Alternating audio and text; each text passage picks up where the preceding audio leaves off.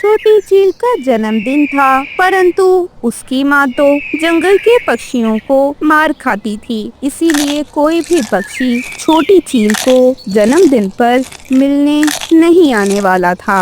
बड़ी चील को तो इस बात से कोई फर्क नहीं पड़ता था, परंतु छोटी चील बहुत दुखी थी। मैं दुखी हूँ, आज मेरा जन्मदिन है, परंतु कोई पक्षी भी मुझे गिफ्ट नहीं देगा, कोई पक्षी मेरे पास नहीं आएगा, कोई मेरे साथ मेरे जन्मदिन को नहीं मनाएगा। अरे बेवकूफ, हम चीलें हैं और हम पक्षियों से दोस्ती नहीं करते, और हमें क्या जरूरत कि कोई हमारे पास आकर हमारा जन्मदिन सेलिब्रेट करे। हम तो इन छोटे पक्षियों को खा लेते हैं और इन्हें खाकर ही हमारा जन्मदिन मनाया जाता है। परंतु मैं चाहता हूँ कि कोई तो आए मेरे जन्मदिन पर। बड़ी चील, जो कि छोटी चील की खाला थी, वह जंगल की ओर निकल पड़ी। सामने बहुत से पक्षी बैठे थे। चील को देखकर तो सारी बातें खत्म हो गई। पक्षियों की तो जैसे जान ही निकल गई। सब बहुत हड़बड़ा गए। कोई भागता। इससे पहले ही चील तेज आवाज में कहती है, अगर कोई यहाँ से हिला भी ना तो अच्छा नहीं होगा। मैं नहीं मारूंगी तुमको, यही रुको। बस फिर कालू कौवा पक्षियों को कहीं नहीं जाने देता और उन्हें रोक देता है। रुको रुको पक्षियों, सुन लो, ये चील क्या कह रही है। अगर हम भागे तो ये हमें जिंदा नहीं छोड़ेगी। हो सकता है कि ये चील सुधर चुकी हो। मेरे भतीजे का जन्मदिन है। मैं चाहती हूँ कि तुम सब उसके साथ मिलकर उसकी बर्थडे सेलिब्रेट करो। चील दीदी, मेन्यू में क्या क्या मिलेगा? जो तुम कहो प्यारी कवि, तुम्हारी आंखें बहुत प्यारी हैं, तुम बहुत सुंदर हो और तुम समझदार भी लगती हो। चील पक्षियों को जन्मदिन पर आने का कहकर वहाँ से चली गई, परंतु जाते जाते वह कौवों के साथ दोस्ती भी करती गई। अब क्या था, अब तो चील ने दोस्ती कर ली थी कौवों के साथ। अब तो कौवे हर हाल में छोटी चील के जन्मदिन पर जाना चाहते थे। अब कौवे बाकी पक्षियों से भी कह रहे थे कि वह भी चील के जन्मदिन पर जाएं, ताकि चीलें खुश हों कौवों से।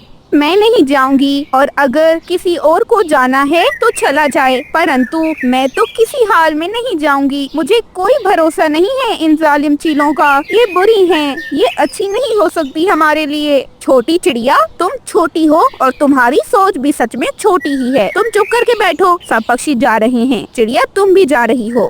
मैं नहीं जा रही हूँ। तुमने जाना है तो जाओ, तुम्हारी मर्जी, परंतु याद रखना गोरी, फितरत नहीं बदलती। ये चीलें हमें अपनी बातों में ला रही हैं। ये चीलें हमें मार खाएंगी।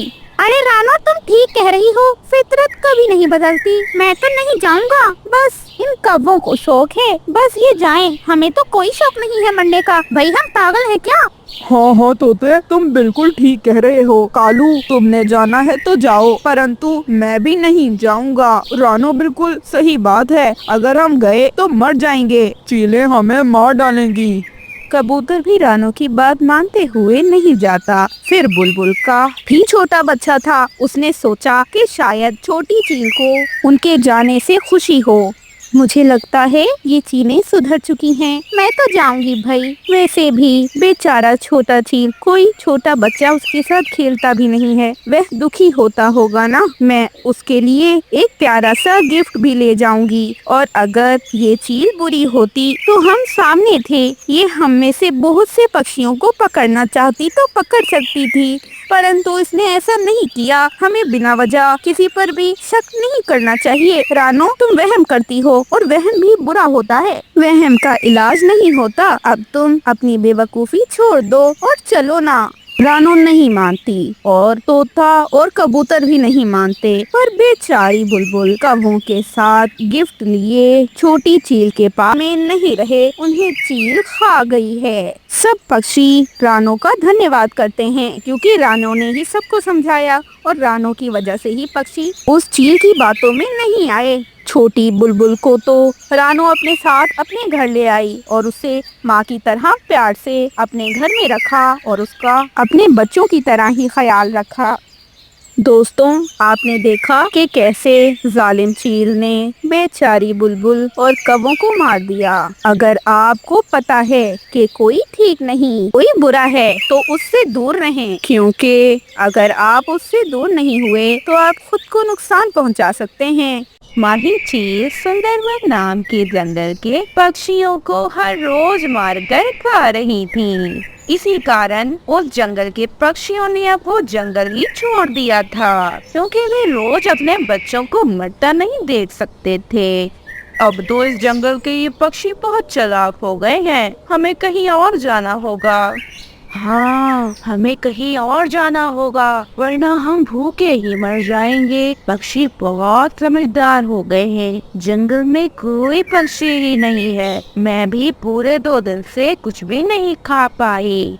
फिर वे दोनों चीलें इसी तरह आपस में सलाह मशवरा करती हैं। एक चील एक दिशा की ओर तो दूसरी चील दूसरी दिशा की ओर निकल पड़ती है। माही चील ढोलकपुर नाम के एक जंगल में आ जाती है। माही चील जब उस जंगल में आती है तो वहाँ पर ये देखकर बहुत खुश होती है कि वहाँ तो बहुत से पक्षी हैं। माही चील अपना घोंसला नहीं बनाती, वो एक पेड़ की खोखर में रहने लगती है, क्योंकि वह जानती थी अगर पक्षियों को इसका पता चल गया तो ये पक्षी भी यहाँ से भाग जाएंगे।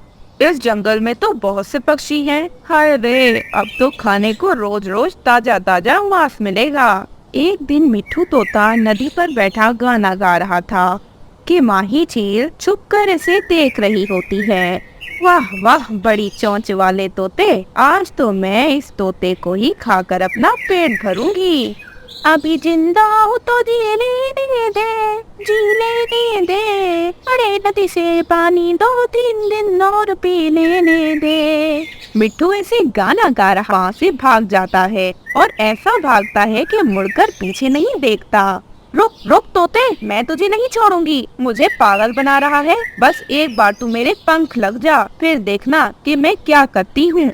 मिट्ठू तोता जंगल के सारे पक्षियों को इकट्ठा करके चील के बारे में सब कुछ बता देता है। गोरी कौवी और कालू कौवा भी ये सारी बातें सुन रहे थे।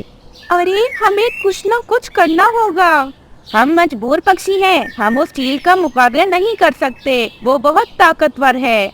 बुद्धि से हम हर काम कर सकते हैं, हम अपनी अकल का इस्तेमाल करके इस चील को अपने जंगल से निकाल लेंगे। कालू जी, चलो यहाँ से, मुझे तुमसे बहुत जरूरी बात करनी है। ऐसा कहते हुए गोरी कौवी अपने पति कालू कौवे को अपने साथ अपने घर ले जाती है और अपने घर के दरवाजे पर कुंडी लगाने लगती है और कौवे से कहती है, कालू, मुझे तुम्हें बहुत जरूरी बात बतानी है। असल में मुझे लगता है कि अब इन पक्षियों की मौत इस चील के पंखों ही होनी है। मैंने एक योजना बनाई है। फिर गोरी कौवी कालू कौवे से कुछ बात करती है। ये सुनकर कालू अच्छी लगी है तो हमारे चैनल को सब्सक्राइब भी कर दीजिएगा और वीडियो को लाइक करना ना भूलिए।